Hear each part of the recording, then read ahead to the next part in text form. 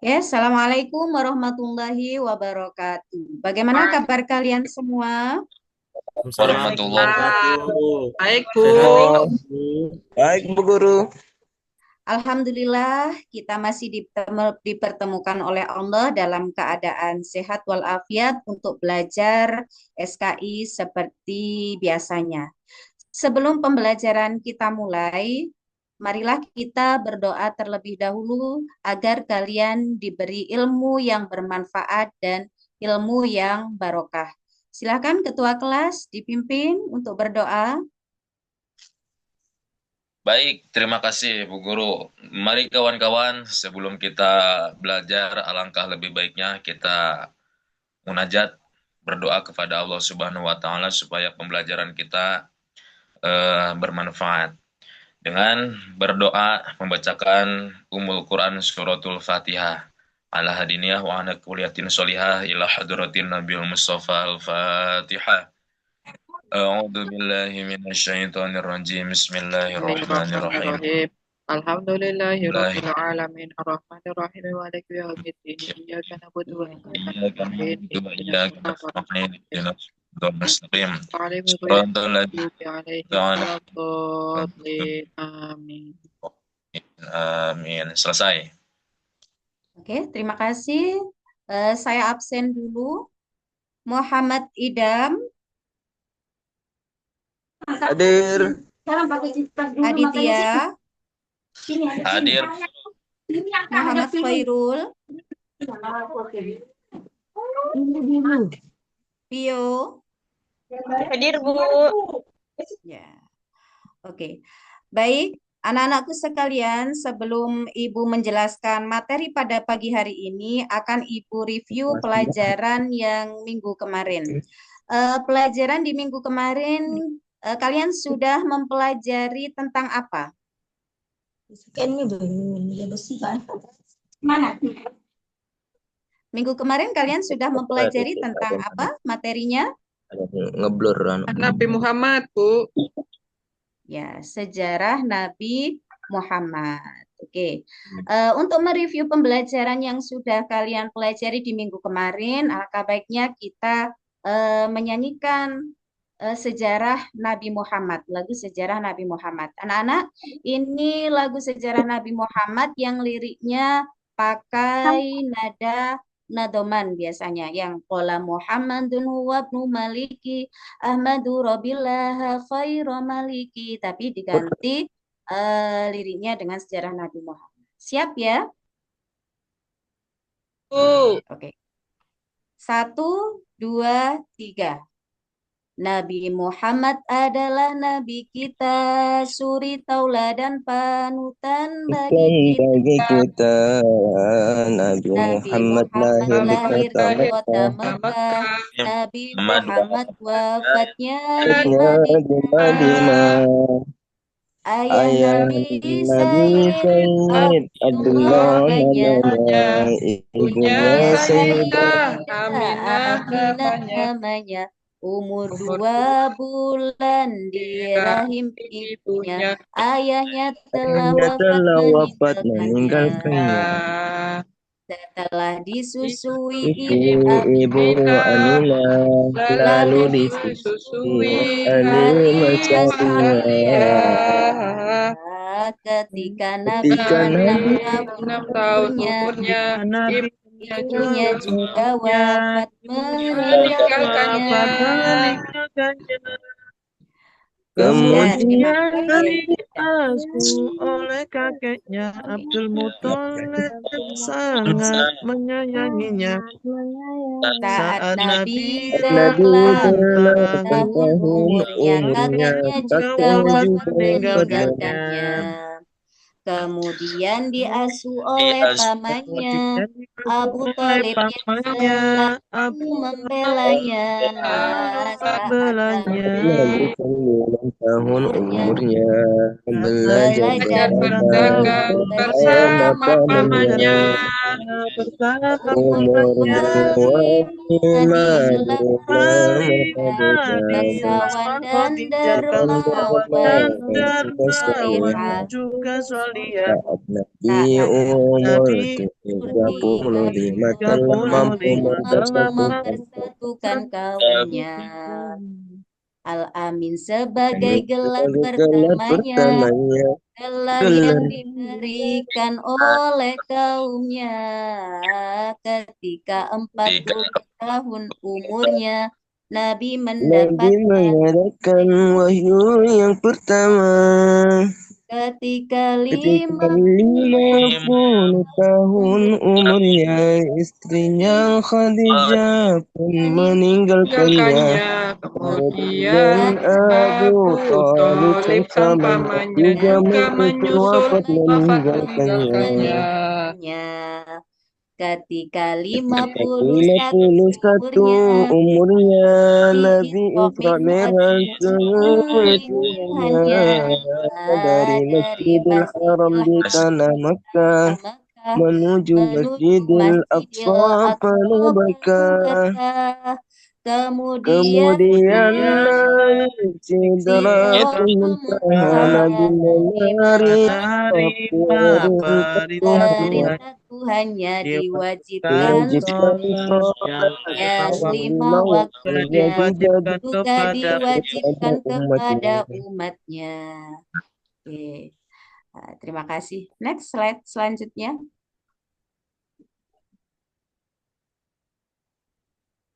Oke, langsung saja di bab 2 ini kita akan mempelajari tentang kearifan Nabi Muhammad Sallallahu Alaihi Wasallam wujudkan kedamaian. Next. Di bab 2 ini tujuan pembelajaran yaitu peserta didik harus mampu menjelaskan peta wilayah Jazirah Arab, kemudian menjelaskan kondisi masyarakat Arab pra-Islam. Kemudian yang ketiga, peserta didik mampu memahami misi dakwah Nabi Muhammad, kemudian strategi dakwah Nabi Muhammad, tantangan dan rintangan Nabi Muhammad ketika berdakwah, dan modal kesuksesan dakwah Nabi Muhammad di Mekah. Yang terakhir, peserta didik mampu membiasakan perilaku kasih dan sayang terhadap sesama sebagai implementasi terhadap misi dakwah Nabi Muhammad sebagai rahmatan lil alamin. Next, lanjut.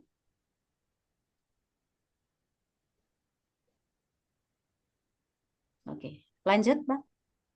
Langsung ke peta Jazirah Arab. Nah, perhatikan anak-anak, ini adalah peta Jazirah Arab. Jazirah Arab itu terletak di barat daya benua Asia, yang mana Jazirah Arab ini dikelilingi oleh 3 laut di sisinya, yaitu Laut Arab, Laut Hindia, dan Laut Merah. Bisa kalian perhatikan di situ di petanya. Kemudian Jazirah Arab ini secara garis besar dibagi menjadi 2 daerah. Yang pertama yaitu daerah pedalaman. Ciri-cirinya daerah pedalaman ini hujan turun tidak teratur, sehingga masyarakatnya hidup secara nomaden. Ada yang tahu apa itu nomaden? Berpindah-pindah, Bu. Bu. Ya, betul. Penduduknya berpindah-pindah dari satu tempat ke tempat yang lainnya. Kemudian kalau daerah pesisir, ciri-cirinya yaitu hujan turun dengan teratur, sehingga penduduknya bertempat tinggal secara menetap, seperti itu. Langsung next. Slide selanjutnya. Oke. Yang pertama kita akan membahas kepercayaan masyarakat Arab sebelum Islam. Apa sih agama yang mereka peluk atau mereka menyembah apa? Dulu ya, itu mereka menyembah Allah. Mereka mempunyai agama tauhid atau agama Hanif. Yang disembah adalah Allah. Kemudian terdapat penyimpangan dari ajaran Nabi Ibrahim. Mereka tidak lagi menyembah Allah, akan tetapi mereka menyembah berhala. Berhala. Tahu apa itu berhala? Kalian tahu apa itu berhala? Patung, Patung. Bu. Patung. Ya, betul. patung yang terbuat dari perunggu, dari emas, dan lain sebagainya. Dan masa itu dinamakan dengan masa jahiliyah atau masa kebodohan. Bukan berarti mereka bodoh dari keilmuannya, namun mereka bodoh dari iman kepada Allah seperti yang diajarkan oleh Nabi Ibrahim. Lanjut, next.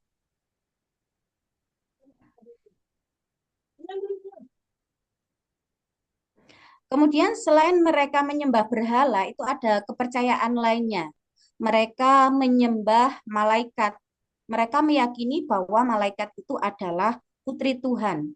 Padahal Allah Tuhan itu tidak diperanakan dan tidak beranak dan tidak pula diperanakan. Lam yalid walam yulad.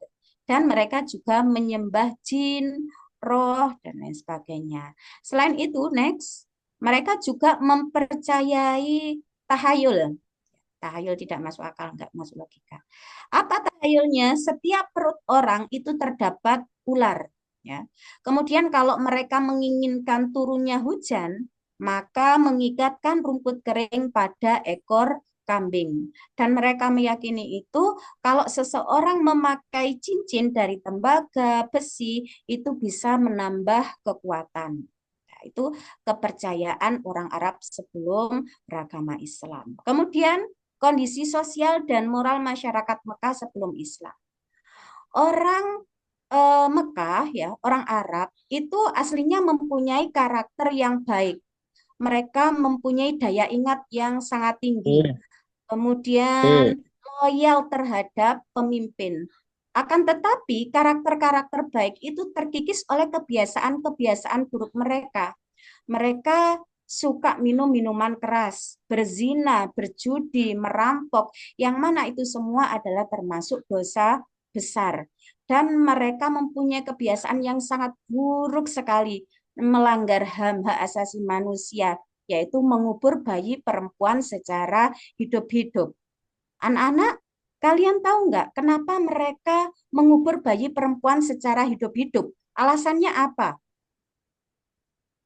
Nggak tahu, Bu. Tidak tahu, Yang Bu Guru. Nggak ada yang tahu. Oke, kenapa mereka mengubur bayi perempuan secara hidup-hidup? Karena mereka malu kalau mempunyai bayi perempuan. Perempuan itu dianggap lemah. Perempuan itu tidak bisa ikut berperang. Makanya dikubur secara hidup-hidup. Lanjut, next.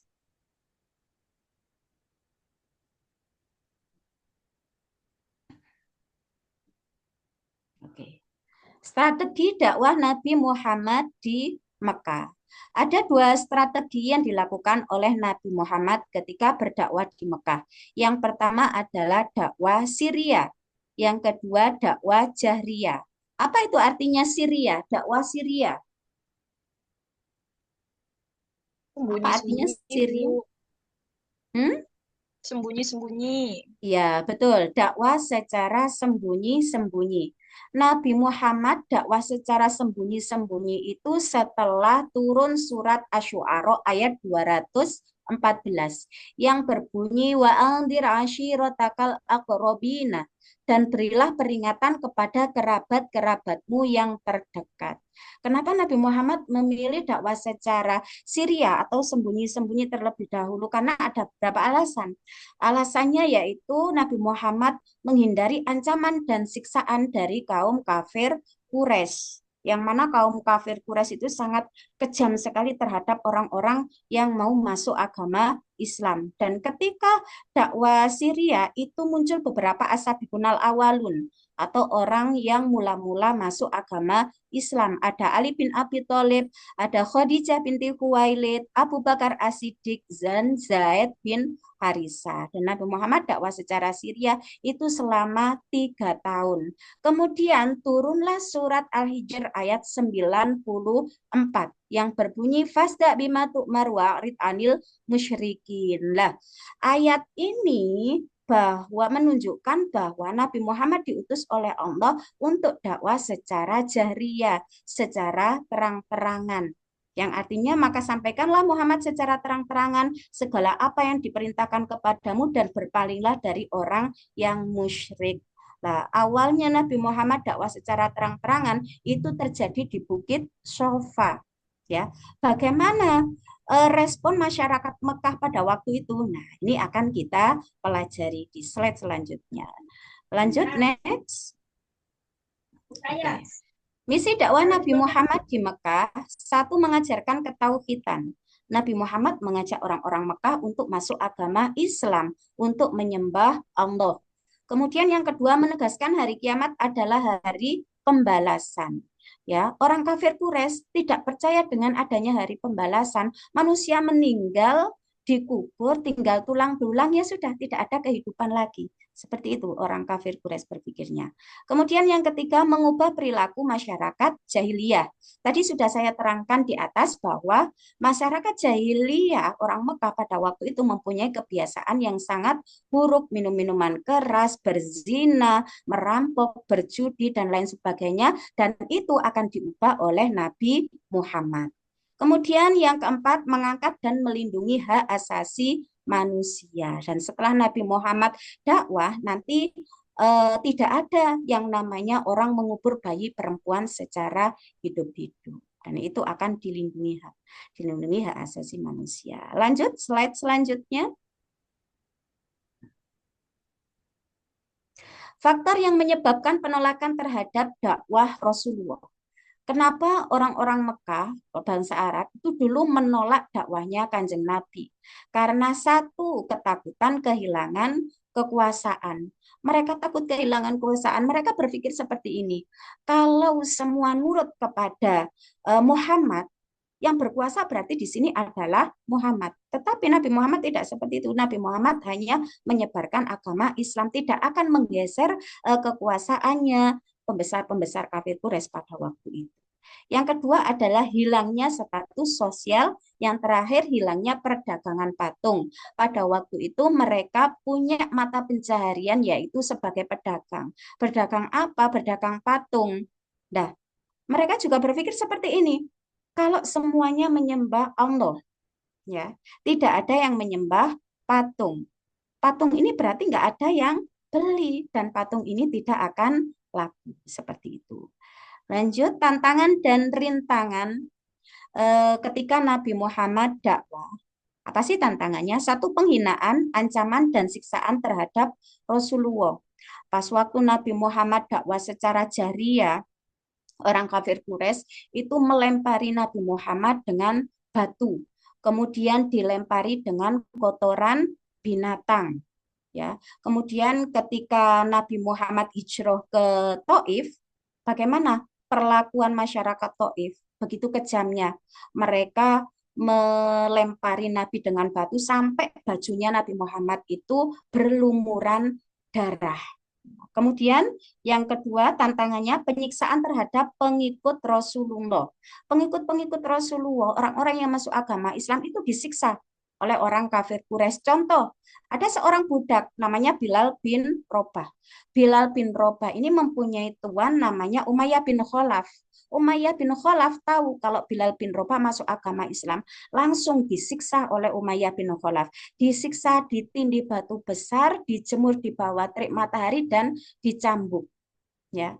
Kemudian datanglah Zaid bin Sabit. Zaid bin Sabit datang dengan membawa uang. Uang itu dari Abu Bakar As-Siddiq. Abu Bakar As-Siddiq itu adalah sahabat Nabi Muhammad yang sangat kaya raya juga dermawan. Membawa uang sebesar 150 juta untuk membeli Bilal bin Robah. Akhirnya Bilal bin Robah dapat terselamatkan dari siksaan kaum kafir Quraisy. Contoh lagi, ada seorang perempuan namanya Sumayyah. Sumayyah ini masuk agama Islam, diketahui oleh Abu Jahal, pamannya Nabi Muhammad. Akhirnya Sumayyah itu diikat, tangan kakinya diikat di tanah, kemudian ditanyai sama Abu Jahal. Sama Abu Jahal itu membawa kayak berhala kecil, ditempelkan ke dagunya Sumayyah. Hei Sumayyah, kamu mau menyembah Tuhanmu apa Tuhanku berhala? Jawabannya Sumayyah, ahadun, ahadun, Allah, Allah. Sambil Sumayyah ngomong gitu, meludahi wajahnya Abu Jahal. Abu Jahal marah diludahi. mukanya. Akhirnya Abu Jahal mengambil tombak. Tombak itu ditancapkan ke dadanya Sumayyah. Akhirnya Sumayyah meninggal. Ya. Beliau mati syahid. Kemudian ada lagi Zamiroh. Zamiroh dicungkil matanya sampai buta. Nah, itu perlakuan orang-orang kafir Quraisy menyiksa pengikutnya Rasulullah. Kemudian tantangan yang ketiga, bujukan harta, kedudukan, dan wanita. Nabi Muhammad dibujuk harta. Katanya pembesar-pembesar kafir Quraisy seperti ini. Hai Muhammad, kamu minta uang berapa? Akan aku kasih, asalkan kamu mau berhenti untuk menyebarkan agama Islam. Tapi Nabi Muhammad menolaknya. Kemudian ditawarin wanita. Kamu mau wanita tercantik? Silahkan pilih wanita tercantik di Mekah ini. Tapi Nabi Muhammad lagi-lagi menolaknya. Kemudian tantangan yang keempat, membujuk Nabi untuk bertukar sesembahan. Nabi tidak mau. Orang kafir Quraisy bilang seperti ini, hai Muhammad, aku mau menyembah Tuhanmu, asalkan kamu mau menyembah Tuhan. Nabi Muhammad menolaknya. Lanjut, next.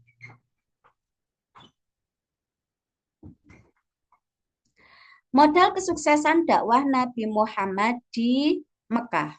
Apa sih yang membuat sukses dakwahnya Nabi Muhammad? Yang pertama adalah beliau mempunyai sifat sabar. Ya, Nabi Muhammad sabar dalam menghadapi siksaan, kemudian menghadapi kaum kafir Quraisy yang begitu kejamnya, kemudian kegigihan dan keuletan, berakidah yang benar dan kuat. Buktinya, kalau beliau berakidah yang benar dan kuat, tadi sudah saya terangkan ya, diajak bertukar sesembahan oleh orang kafir Quraisy, tetapi beliau tidak mau. Kemudian akhlak beliau terpuji dan menjauhi kemungkaran. Nah, ada cerita pada suatu hari Nabi Muhammad akan berangkat ke masjid. Ketika di tengah perjalanan, beliau diludahi oleh orang Yahudi. Diludahi, Nabi Muhammad hanya diam saja, tidak membalas. Nabi Muhammad hanya membalasnya dengan senyuman. Kemudian di kemudian hari lagi, beliau diludahi. Terus pada suatu hari, beliau itu melihat, tuh, orang yang biasanya meludahi saya, kenapa tidak ada? Ya, akhirnya Nabi Muhammad tanya kepada tetangganya, kemana orang yang sudah mempunyai keistiqomahan meludahi saya? Tidak ada. Kemudian tetangganya menjawab, oh sekarang dia sedang sakit. Akhirnya Nabi Muhammad langsung pulang ke rumahnya. Pulang itu dengan membawa kurma. Kurma itu dibawa ke rumahnya orang Yahudi tadi. Ya, betapa kagetnya orang Yahudi itu. Kaget. Muhammad, kamu yang selalu aku ludahi, yang selalu aku ejek, kamu adalah orang yang pertama menjengukku. Saudara-saudaraku, anakku belum ada yang ke sini. Dan pada waktu itu juga orang Yahudi masuk agama Islam. Dia mengucapkan 2 kalimat syahadat di depan Kanjeng Nabi. Nah, ini orang Yahudi masuk agama Islam karena apa, anak-anak? Ada yang tahu? Orang Yahudi tadi masuk agama Islam karena apa? Karena Akhlak. sikap akhlak Nabi Muhammad yang Karena Ya, kemudian menerapkan. kemuliaan atau akhlak terpuji Nabi Muhammad. Kan dalam Al-Quran kan sudah dijelaskan bahwa laqad kana lakum fi Rasulillahi uswatun hasanah. Sesungguhnya di dalam diri Rasulullah itu terdapat suri tauladan yang baik. Yang terakhir adalah kesetaraan derajat. Oke. Anak-anak, apakah kalian sudah paham apa yang Ibu sampaikan tadi? Sudah, Bu. Sudah, Bu. Sudah oh, paham. Sudah, sangat Bu, sudah paham. Karena waktunya sudah habis, kita akhiri pembelajaran kita pada pagi hari ini, ya. Tapi dari penjelasan saya tadi, dari materi tadi, ibroh apa yang bisa kalian ambil? Keteladanan apa yang bisa sampean ambil dari materi tadi? Coba siapa yang bisa menyimpulkan? Kesabaran Selalu Nabi berbuat Muhammad, baik. Bu. kesabaran Nabi Muhammad. Ya, kemudian setiap orang, setiap anak itu harus mempunyai akhlak yang Baik. ya, harus mempunyai akhlak yang baik, harus mempunyai akhlak yang terpuji. Baik anak-anak, untuk minggu depan akan saya putarkan film sejarah Nabi Muhammad, mulai dari keadaan bangsa Arab pra-Islam sampai wafatnya Rasulullah. Sampun. Dan Ibu di sini berharap anak-anak bisa mengambil ibroh, mengambil keteladanan dan bisa mengaplikasikan dalam kehidupan sehari-hari. Sebelum kita akhiri, mari kita membaca doa kafaratul majelis. Subhanakallahumma wa bihamdika asyhadu an la ilaha illa anta astaghfiruka Astaghfiruka wa wa atubu atubu ilaih. ilaik. Akhiron, Assalamualaikum warahmatullahi wabarakatuh. Waalaikumsalam warahmatullahi wabarakatuh. Guru.